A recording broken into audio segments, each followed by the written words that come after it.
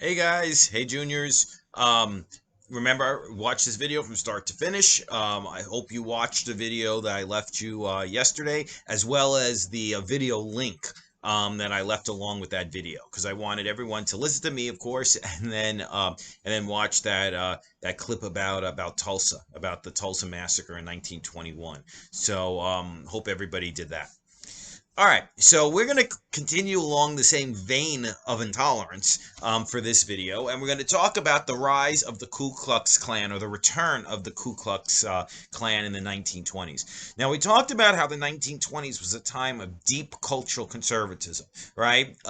In so many ways. And the extreme version of that was the popularity of the Ku Klux Klan. Like, not everybody was a conservative or even a reactionary was a supporter of the Ku Klux Klan, but in many ways it was kind of a natural outgrowth of the intolerance of the 1920s. Now, the Ku Klux Klan, that term is a blast from the past, right? Because the Ku Klux Klan was founded after the Civil War was over, during the Reconstruction era, as a way to terrorize black people and supportive whites out of exercising their newly won freedoms. So it's trying to scare black people out of voting, trying to force black people, to kind of know their place in the South, punish white people who supported Reconstruction in the South, and it was absolutely brutal. Using all sorts of like vigilante methods to try to intimidate people, beatings, severe beatings, burnings, and murder, um, lynchings. So the Ku Klux Klan was absolutely horrible. And to his credit, President Grant actually declared martial law in the South in 1871, utilizing the Force Act, pretty much banned the Ku Klux Klan, saying if you're a member of the Ku Klux Klan, then you are subject to arrest by the military.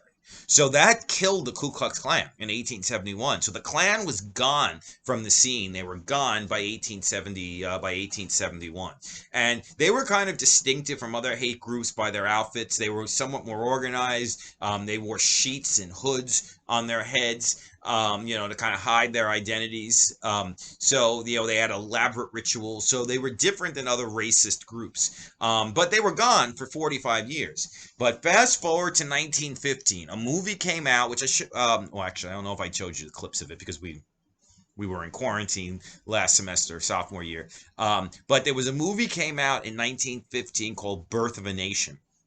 Birth of a Nation was probably the first major film in the United States, and it was a glorification of the Ku Klux Klan, basically saying the Klan were noble white knights who saved the South from the ravages of Reconstruction, from barbaric blacks and disloyal whites. That was totally disorder. It was disorder and chaos for white people in the South, and the Ku Klux Klan came to the rescue and saved the white South from all of that.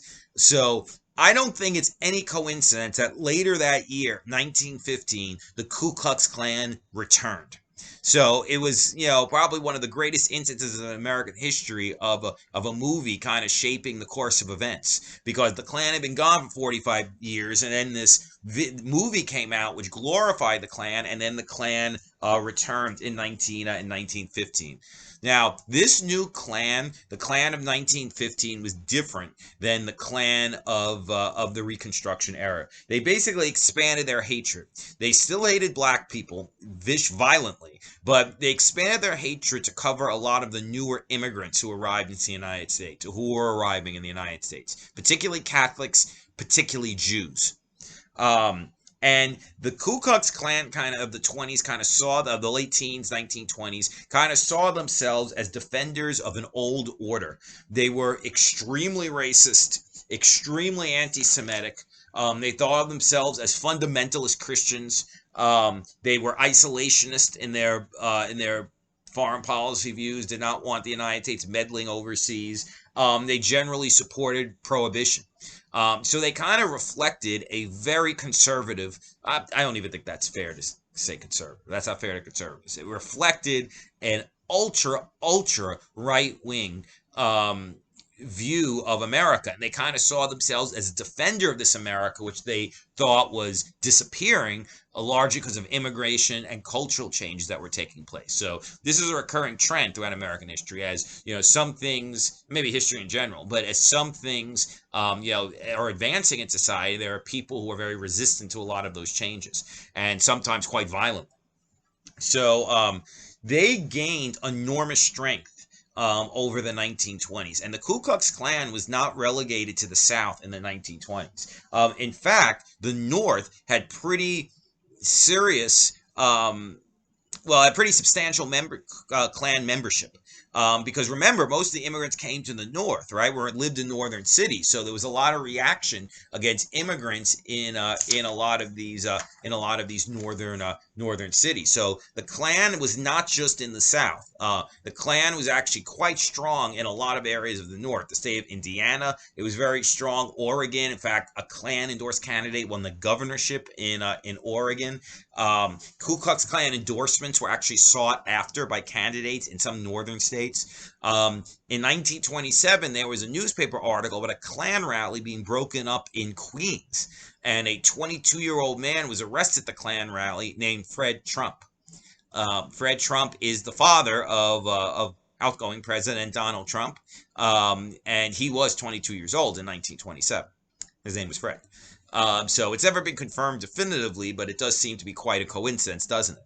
And the Klan in Queens, yes. The Klan had substantial membership in New Jersey, upstate New York. So the Klan was a national group in the 1920s, probably stronger in the South, but still having some serious sympathy in the North, which is horrible. Now, in many ways, the Ku Klux Klan was a money-making scam. It cost $10 to join the Ku Klux Klan. There was this elaborate membership hierarchy that you could rise up, especially if you pay more money in membership dues. So a lot of the people who were leading the Klan were just basically trying to fleece people out of their money. Well, too bad. If they want to join the Klan, let them be ripped off for money. But a lot of the people who were leading the Klan, this was their goal. It was just to kind of like take money from these people. It was a con.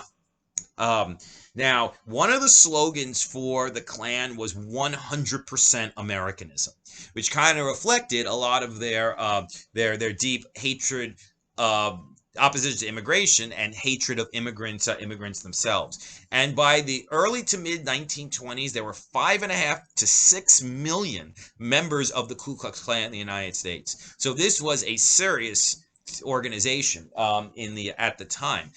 In fact, and I'll show you the picture when we have class on Thursday, but there was actually a Klan rally in Washington D.C. in 1925 that actually had a turnout of hundreds of thousands, and you can actually see the Capitol in the background, like right behind them, as they're marching, which is just like unbelievable to actually see the symbol of government in the background at of a Klan rally.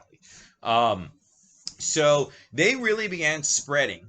And the leader of the Klan was a man named Hiram Evans, no relation, thankfully, who was the Imperial Wizard. That's the guy who is in charge of the Ku Klux Klan. They gave themselves these elaborate titles. The Kleagles, the King Kleagles, the Grand Goblin, the Grand Dragon, who was the state leader of the Klan, and then the Imperial Wizard, who was the leader of the National Klan. And that was Hiram Evans, who was a dentist in Texas. The message of the Ku Klux Klan, deep resistance to the changes in the United States, particularly ethnically, but also culturally, this found a lot of resonance among a lot of working class white Americans who were angered by foreigners and the cultural changes that were taking place in our country. Jazz music, liberated women, kids being more rebellious, the rise of cities. So basically all the things that were making America change, a lot of the Ku Klux Klan kind of stood up to oppose these changes. But again, most of it was racial and ethnic, most of their opposition. And the Ku Klux Klan, a lot of people joined the Klan for a sense of camaraderie and adventure. And but the whole fuel for all of that was hatred. And the Ku Klux Klan, they wore sheets and hoods, they had elaborate rituals, and their mark to kind of, when they were trying to intimidate someone, scare somebody, was to burn a cross.